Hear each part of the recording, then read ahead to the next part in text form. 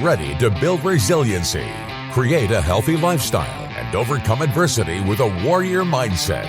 This is Define the Fight with Mariah Prussia. Hey, welcome back, everybody, on this fine Monday morning. The sun is shining. Life is good after we've been pummeled with rain multiple days. It's all about finding the highlights, sometimes in the lowlights. But today we are going to be knocking it out with an unbelievable individual who is an international speaker, hypnotist, podcaster, and a high-performance coach. Nicholas Spohn teaches audience around the world how to use their power of language and hypnosis to influence others and to influence their own subconscious minds. He also leads different retreats training people to create new identities, access different mental and emotional states, and how to reprogram themselves for the next level of success, which I think we all can agree with is needed in today's day and age. So, Nicholas, welcome to the show. Mariah. Hey, how's it going today? Great. I'm working on a new high performance manual called the Performance Protocol that we can maybe get into here. But I'm excited to be here. Well, you know, I've clearly met you through a like-minded individual who we both care about immensely. But you know what? It's great to be able to learn more about you on a different realm. So let's talk about hypnosis. There's a lot of different things. People see hypnosis at bars, right? So it's like, oh, let's hypnotize people. We'll have them do random things. But let's depict really what is hypnosis and then what are the benefits of hypnosis. So hypnosis is really many things. And actually, a lot of even the experts don't agree on it. And it's really funny because people have so many misconceptions about it. So I'll give you a little bit of a simple framework here. I believe, practically speaking, hypnosis is focus and expectation. And so when you can focus on something to the point that it becomes your reality, that your internal experience is more real than what's happening in the external world, then you're hypnotizing yourself and you are accessing the subconscious mind. And then what you tend to expect in life, how you expect to perform, what you expect to happen, comes to fruition. And this is applied on a stage or demonstrational hypnosis, as you were referring to, but that's such a small piece of the puzzle.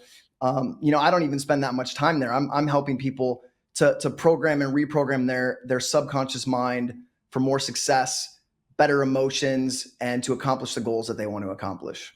So you're looking at for more of a performance perspective where clearly there's a lot of other different areas when dealing with trauma and how to unpackage that suitcase so that they can heal and then step into different areas and level of success. Now, I've had hypnosis once, okay, and it was a close friend of mine that did that. And, I did notice clearly some different shifts, but I think it all comes down with anything in life. It is practice, repetition, and like you had said, it's focus.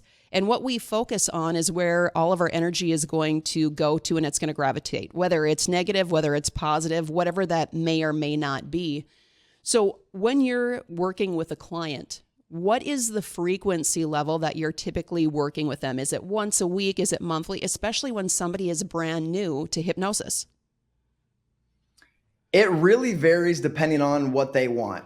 Hypnosis can have dramatic results in one session. So sometimes if it's just a habit change, all it takes is a few seconds.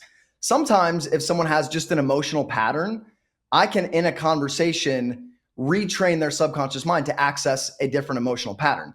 And that's essentially what you do with the trauma patient. Sometimes that, there's more to unpack there and it may take a couple sessions, but essentially the brain has learned a specific way to respond to certain situations, right? We call that a trauma response. Well, if we can train our subconscious mind to have a new pattern, a new emotional response, then we perform differently. And everything in life is a performance. So let's train the subconscious mind to perform differently in a context that used to create these negative emotions. And I do a 4-day event. I do a 6-week group coaching program. And through each of those, the outcome's a little different. So it kind of depends on what the person wants, on how much they should do it. But for me, I'm doing self-hypnosis on myself every day. I have recordings, I'm visualizing, I'm internalizing, I'm always working on this process. So, I say as often as you can, hypnosis is an important part of life. And you're talking about self-hypnosis. So I've got two different things for you. When you're talking self-hypnosis, individuals will question like, well, how do I do that? What does that mean? And what does that look like, right? So you've got individuals that'll dive into meditation, breath work, so on and so forth. And clearly they have to understand and be able to define what is self-hypnosis. So from your perspective, what does that look like for you? So self-hypnosis, I'll kind of run through the process. It starts with getting a clear outcome. So that outcome may be a goal that you want to accomplish. It may be a new emotional pattern that you want to establish within yourself. It may just be a different habit. So once you've got a clear outcome, this is what the conscious mind decides. Then you want to impregnate that idea into the subconscious mind. And we do that by developing rapport with the subconscious mind, which is my first step of hypnotic influence. So we develop rapport with the subconscious mind. We have that clear outcome. And that rapport is really the trance state that most people think of as hypnosis. Hypnosis is more than the trance. That's kind of the starting ground to access the subconscious. So that's that meditative type of state where we're getting slower brain waves, more alpha and theta and less beta. And then from there, we imagine experiencing the outcome that we want in that state. And so when we can do that, that starts to impregnate the subconscious mind with a very clear goal or target. And the more real you can make it in the subconscious mind, the more you can feel into that experience, the stronger the program is. Once you do that, you just let the subconscious mind take over and you let it do its thing. And there's more that can be said on that, but you're almost surrendering to your subconscious mind, to your intuition, knowing that it's going to guide you to that new outcome. So for you, going into hypnosis, how long did it take you in the practice to be able to get into that trance state and go deeper into hypnosis? It's like anything. It takes a little practice. It takes a little repetition. But once I started learning from the world's top hypnotists, I was able to go in quicker and quicker. And now I have some simple hacks and tools that make it, for me, almost immediate. And then for my clients, it may take them 5 or 10 minutes initially. And now most of them can do it with just saying a word to themselves and focusing on a few physiological things. And really within moments before a performance, they can go into that state, program in what they want, and then go out and see it brought to fruition in the real world.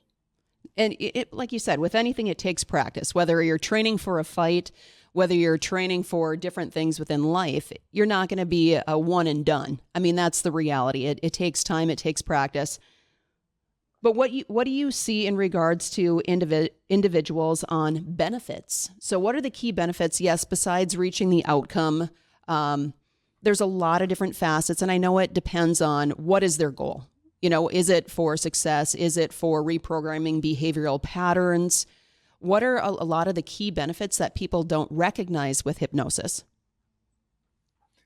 Well, first of all, I would say that hypnotic state of trance, the more alpha and theta waves in itself is very healing. And this is also on par with meditation. So as we can slow our brain waves down, we can stop or at least dramatically slow down that internal dialogue, that voice that holds us back.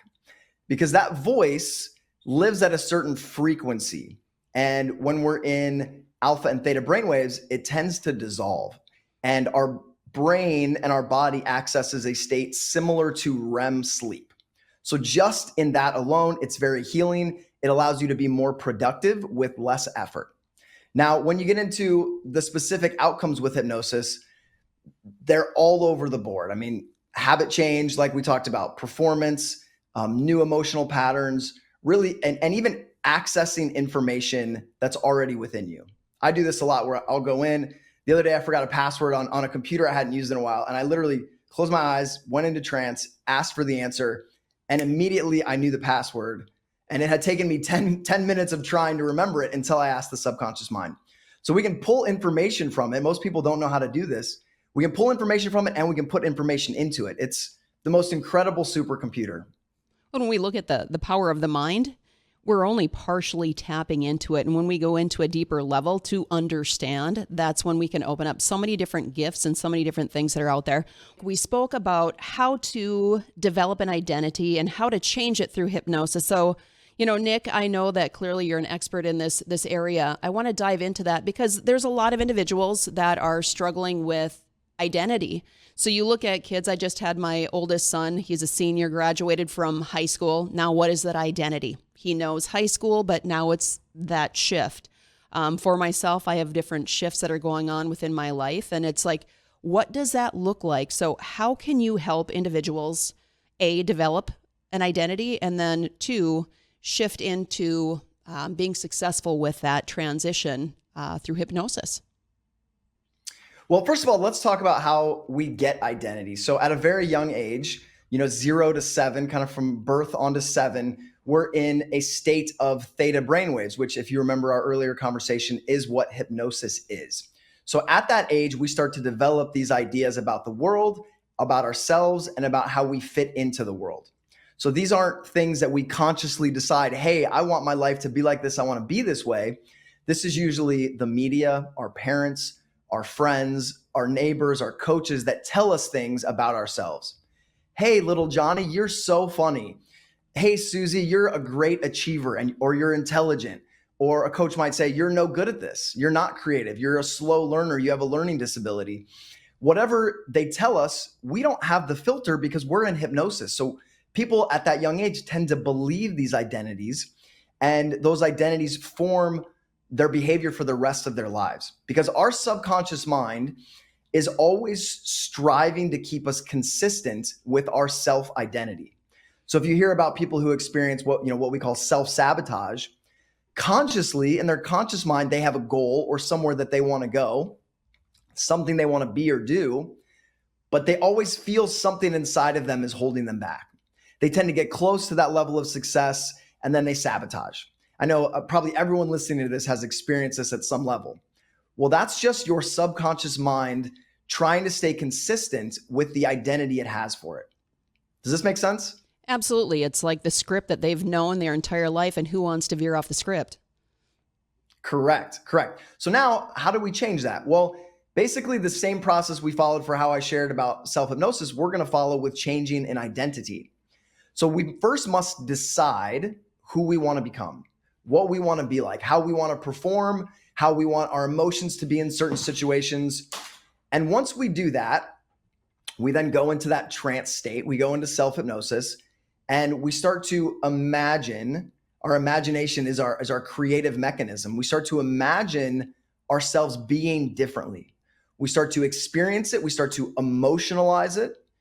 And when we do that in trance, the subconscious mind starts to lock onto that.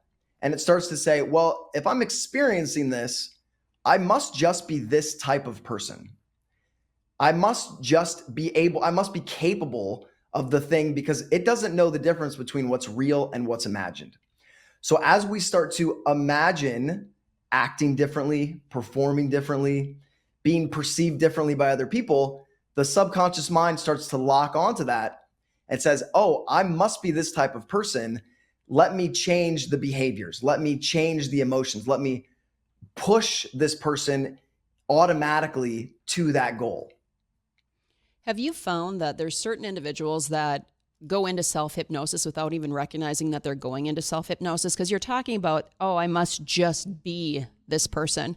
And I'm just speaking from myself here. It's like, I have so many goals and different things, but it's just different visions. And it's like, okay, there's growth phases where I know for myself, I grow at a very fast rate. And then it's like, okay, what's the newness, right? I want to keep grabbing towards different things, adding different pieces of the puzzle to who I am as an individual and not getting stuck in that role. And it's very easy for an individual to look back and say, yeah, I played college sports. Okay, that was just a piece. I don't need to hang on to that anymore. I need to move into the next phase so that I can get into a larger area of growth so I can serve.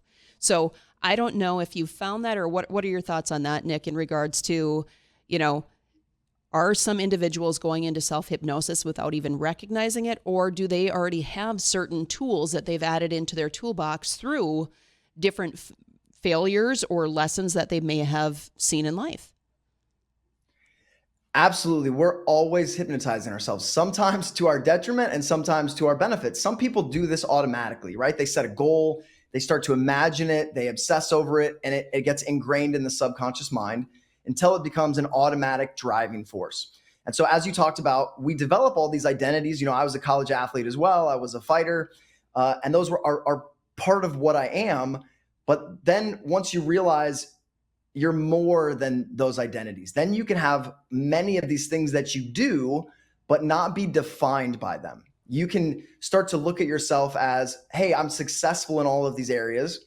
These are parts of my life. They're things that I do, but I'm always more than that. My identity is of this divine being having this earthly physical experience. I'm at some level connected to all things and all knowledge. And from that level, you're limitless. But the identities, like you mentioned, can sometimes be constricting. If you tend to view yourself only as a college athlete, when your college athletics career is over, then who are you? When you identify at this higher level of, I'm this spiritual being that can choose my way forward in all these different areas, none of them limit you. I think that's the biggest struggle for a lot of people is they get stuck in what I was and not who I'm going to become. And it takes practice, and it's challenging. It's digging into those trenches. And what I find too is within myself now in my, getting closer towards 50 than I am towards 40 is letting go of some of my old self, right? It's like these hooks are in your back and it's like, why do I want to keep dragging that person behind me? And being trapped within that, I've always been very high in regards to testosterone, male energy. And now it's like I'm shifting more into that feminine energy. And it's challenging for me because it's like, I still want to have that same grit, that same fight where it's like, I want to go into the gym and just knock it out. But I'm recognizing within my mind, there's different shifts. So it's like, okay, Mariah, you're just shifting, you're pivoting. And it's okay to pivot. You're not giving up anything. You're just transforming. So allow certain things to go, but then also allow those wings to start opening because there's something new that's coming, which requires a different level and a different state of energy. And it's a challenge. I'm not going to lie. It's hard, Nick. Yeah, absolutely. It's an interesting process because you still have that fighter, that strong person inside of you. Now you just get to decide when to access it. It's almost like that's not going to control you anymore. You're going to control it. It's an energy that's really on your side. Now you're going to incorporate a little more feminine into more situations in your life. And so when you're aware of these things that drive you on a subconscious level, you can start to change them. The problem is nobody teaches you how to notice this. Nobody teaches us how to change it. And so most people are driven by these compulsive behaviors and they don't know what to do with it. But like you mentioned, we have to grow. We have to evolve. Our life situations change and we have to sacrifice some of our old identities to move forward. And that doesn't mean they're not still a part of you and that you don't still have all the skills from them, but it means they don't define you anymore. And sacrifice just means to let go of something of a lower nature for something of a higher nature. And it's really, I had a coaching program I called Metamorphosis because it's really that process of you're a caterpillar, you go into this chrysalis and you pretty much dissolve your old identity, your old way of being, and you come out of it as something new, something you've consciously decided to be. And it's, with that visual, we're diving back into a cocoon, but the thing is, those things never really truly are gone. And like you said, it's like tapping back into that warrior. The warrior's still there.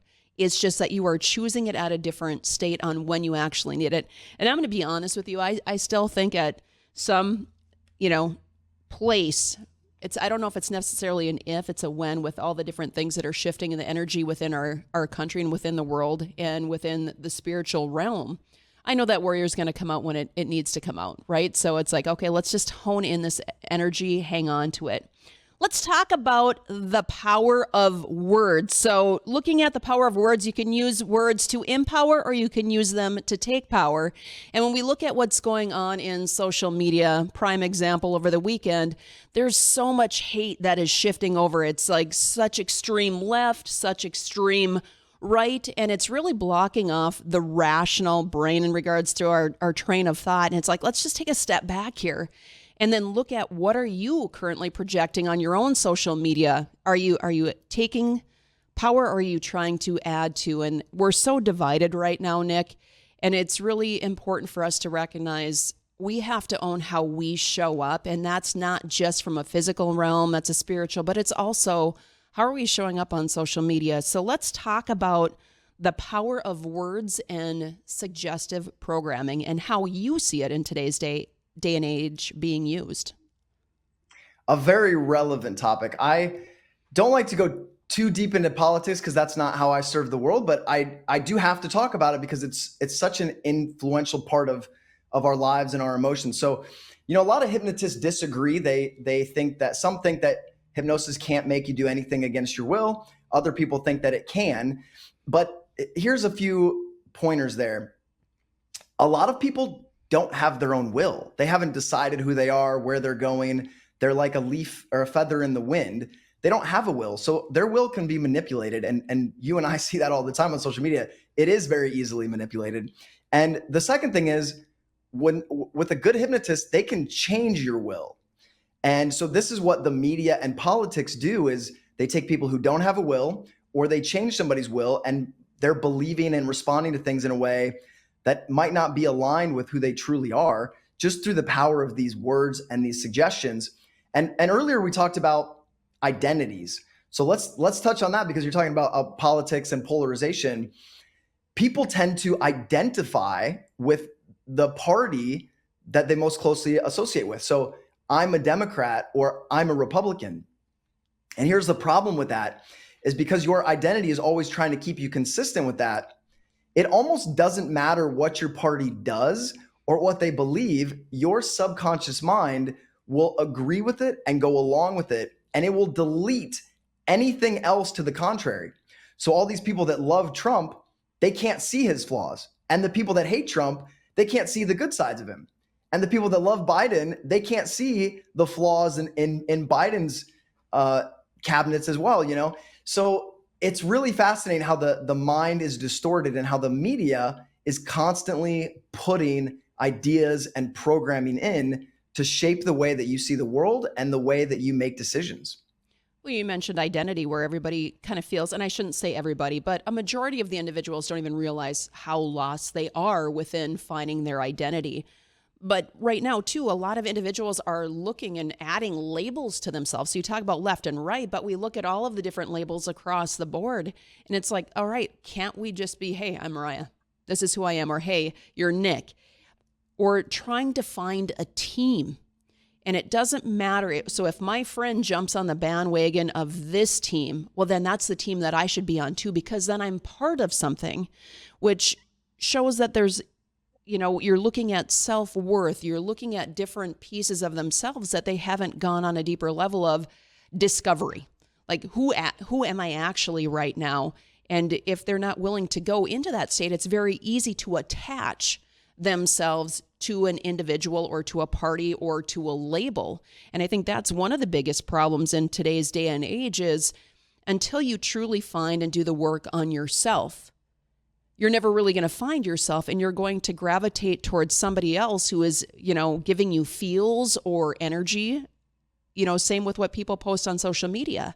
They're getting the emotions on a heart or a thumbs up or a comment, instead of going deeper within themselves. So, how would you suggest, or how do we, talk to an individual or a friend who may be in that lost state? Or what does that look like in your world, Nick? What is a solution? So I think that it's hard to watch what the media does and not think that they are intentionally trying to divide people. And the way they do that is they're creating fear and dividing us into almost these like tribal groups. Right? I'm a man, I'm a woman, I'm trans, I'm gay, I'm straight, I'm black, I'm white, I'm a Democrat, I'm Republican. They're dividing into all these separate groups. And so you associate with the people that are like you, and then you hate or you attack the people that are not like you. And it's a really interesting experience, because from my perspective, we're all these spiritual beings having, varied experiences, but we relate on the level of having a consciousness inside a physical body.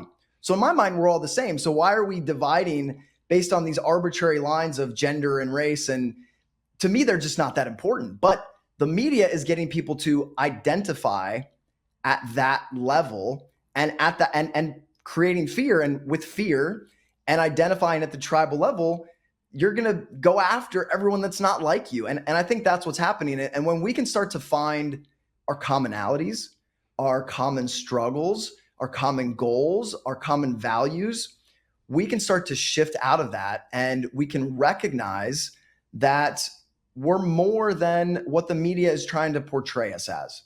And we can lose and release some of those definitions and labels that are constricting us. Well, when we start looking at the physical body as that, it's a vessel.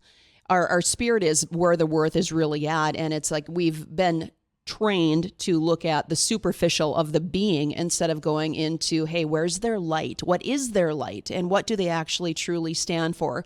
Are they reaching for something more? Are they lending that hand, in their own growth, but so that they can help other individuals? So when we look at somebody actually passing, our body is put to rest, but our spirit is still here. So if we look at a different context of what is life and defining it, we're not stuck in this spot. And right now, everybody's spirit is what is actually being attacked. And then, like you said, that identity, like, okay, who am I? Well, then I should hate this group or that individual because that person told me to. And it's a constant, it's a mind zoo is what it really becomes. And they don't recognize how self-destructing that is to their own spirit until they're like, okay, hold on. I just need to take a pause. I need to step back and really do some reflection on myself. What is it how am I contributing to this? Right? And how am I taking from that? So, with clearly hypnosis, or you start looking at that suggestive programming, what are some of the key words? Let's talk about that. What are some of the key words that you feel are very powerful when it comes to suggestion? Well, there's so many, but think about what, even that stretch of time a couple years ago where the media had everybody chanting during the largest respiratory infection ever, allegedly, they had everybody chanting, "I can't breathe," as a political statement. Well, what a strong hypnotic suggestion that is in the middle of COVID to have everyone chanting, "I can't breathe." It's almost like maybe that was intentional. Even the idea of the word conspiracy theory has a negative connotation to it. But if you look at the words, they don't imply that it's wrong. There's nothing that says it's conspiracy fiction. It's theory. And so any idea outside of the main narrative, they give it that label, and then people use a shortcut in their mind to say that, oh, it must be false because everyone's calling it a conspiracy theory. Well, a theory is not false until it's proven false. And as we know, many of them have come to pass. So just simple words like that can bypass the conscious mind because they're programmed with emotion and repetition, usually while we're watching TV in some sort of a trance or scrolling through our phone in a trance. And those ideas access the subconscious mind. They bypass our critical faculty. And pretty soon we're seeing the world in a distorted manner that's been manipulated by the media. Well, even you look at commercials.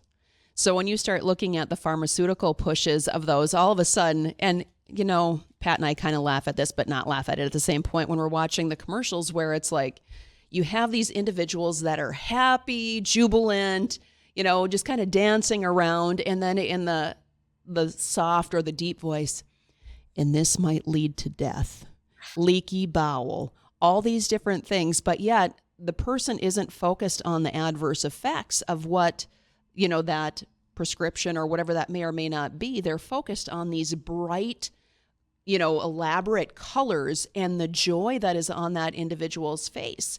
So if you're an individual that, likes to sit on your couch, watch commercials, you're sitting there, start paying attention. I think that's one solution is, okay, hold on. Don't get lost and just kind of coast through. Pay attention to the verbiage that's coming through. Write some of those things down and like, whoa, hold on a second. I had no idea. So it's just, we're usually multitasking at the same point, right? So we could have the TV on in the background, not even looking at it. And then all of a sudden you're so honed in on your cell phone that you're just looking up, you're seeing the colors, you're seeing the excitement, you're hearing the quick word of what it actually they're trying to sell. And then you're right back into the cell phone and you're missing the key components of that message. I think a lot of us get lost in that. Correct. Yeah. And it's what we call incongruency. So the words and the images don't match. And because our brain, our mammalian brain has evolved to see the images more than the words. We tend to get distracted by those, and that becomes, we associate this positive image with this drug, and it happens automatically and unconsciously.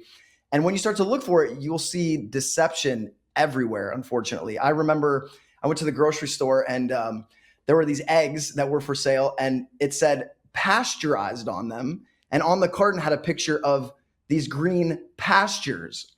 Well, you probably know that pasteurized and pastures are two very different concepts. So they were trying to sell pasteurized eggs with a pasture in the background. And when you see deception like that in the media, on food packaging, you can step back and go, okay, I'm being deceived here. And it's just being cognitive. So I think the key thing is when you're looking at hypnosis, when you're looking at the subconscious mind, and you look at your attention span, right? That's the key thing is where's your focus? Start opening up yourself to looking deeper at something instead of, oh, okay, so everything is all rainbows and unicorns, when it's really not, right? So it's paying attention to the small details underneath the script. Nick, you have different programs and clearly are very knowledgeable in regards to helping people become successful within their subconscious mind. What current programs are you offering that individuals can learn more about you and then also step into that level of success? So we have a ton of free audios at ministryofthemind.org. My partner, who's a world-class British hypnotherapist, and I just did a subconscious success system that your audience can get absolutely free. And then we have a 6-week group self-hypnosis group coaching program coming up as well that takes people step by step through eliminating their subconscious blocks, learning how to go into trance, learning how to step into their new identity, retraining their emotional patterns. And it's been a really powerful program. So that we have a new one coming up in a few weeks. And then you also have a podcast. So what is your podcast and what do you gear towards clearly on that? Because I know you're very diverse in regards to your teachings. How can individuals learn more about your podcast? So that is the Spohn Trained Personal Development Podcast, which is on every platform. You can just look up Spohn Trained. I have about 100 episodes of that. Everything from spiritual matters, health matters, neuro-linguistic programming. I had an author on there of the male and the female brain. So we get really deep into behaviors and psychology and really just how to make your life better. And so that's available on iTunes and Spotify. That's awesome. You have shared clearly a wealth of knowledge. So my question for you is, what is one of the biggest challenges that you have overcome in your life and you utilized hypnosis to overcome that challenge? Yeah, I threw you a curveball, man. You can think about it. This is great. No, I talk about this all the time. There's so many areas where I was insecure or I had doubts that I use these processes to get through. And so I think it started with dating in high school and college and being really insecure and not understanding women and really stepping into just being more confident and learning how to be myself and learning how to communicate.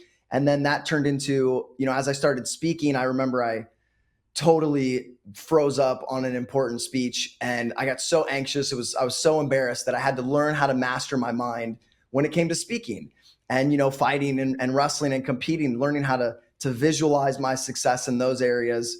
And yeah, I think those are a few of the main ones and even sales. When I learned how to buy real estate with nothing down, I'd get this like knot in the pit of my stomach and I didn't want to do it. And that's how most people get, and they don't know how to step out of it. And so I learned hypnosis.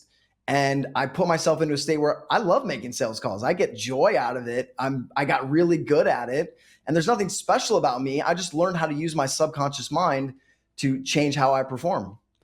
And you mentioned too, it's like a lot of individuals, when you're stepping out into something new, it's going to be scary. But the thing is, if you don't have butterflies in the belly, then it's probably not something that you should gravitate or go towards. It's like, hey, you know what? Life is, it is what it is, and it's how you show up for it. But if you are looking for a challenge, step out of the box. Do something different. Like, you should want to have those endorphins kicking in so that you are reaching a higher level of growth and really defining who you are as an individual. And, you look at individuals when it comes to, Tony Robbins, who you've done a lot of different seminars and have done some different work with him. people don't just step up on this platform. They have to take the steps, which also comes with the falls. And don't be afraid to fail, because is it actually failure? You know, we can get stuck in this victim mindset, or you can be the victor and you can rise. But each time that you fall, there is something that you can learn from that, which is actually leading you towards adding to your armor, or that another piece of the puzzle. So I'm sure you've probably clearly seen individuals who have fallen, as we have.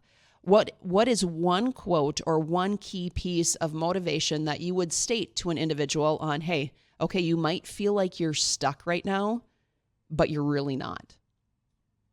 Yeah, that's a great question. So I think your growth lies at the intersection of what you desire, what your heart is telling you, and your anxieties, right? Like where those two things meet, that's probably your way forward. And, there's this Napoleon Hill quote where he says, within every setback or failure is the seed of an equal or greater opportunity. So I use hypnosis to reframe in the subconscious mind the meaning that people have given to their past failures. When we can learn from our failures, when we can see them as stepping stones, they completely transform our lives. And when we see them as, we associate with them or we identify with them, I'm a failure, that's not going to move you forward. So really learning how to reframe those failures in the subconscious mind, they become your catapult to future success. That's awesome. So one more time, Nicholas, do you want to share your website so individuals can find you? Sure. That's www.ministryofthemind.org/success if they want our subconscious success system, which is a free webinar. Awesome. I want to thank you so much for joining us today. And when it comes to defining the fight, until you define the fight, how do you expect to win the fight? So you have to have that vision, define what that is, and then take action towards it. Now, a quick tidbit, you guys, if you are looking more in regards to helping youth, empowering to lead from within, check out my nonprofit at definethefight.org. Different fact is that in 2020, there were 158 million children that are considered or stated as obese. By the year 2030, that number is going to increase to 254 million, which is almost 100 million jump when it comes to childhood obesity, which is huge when it comes to the mental, physical, emotional health and well-being of our future. So if you are looking to lend a hand or get involved, like I said, definethefight.org.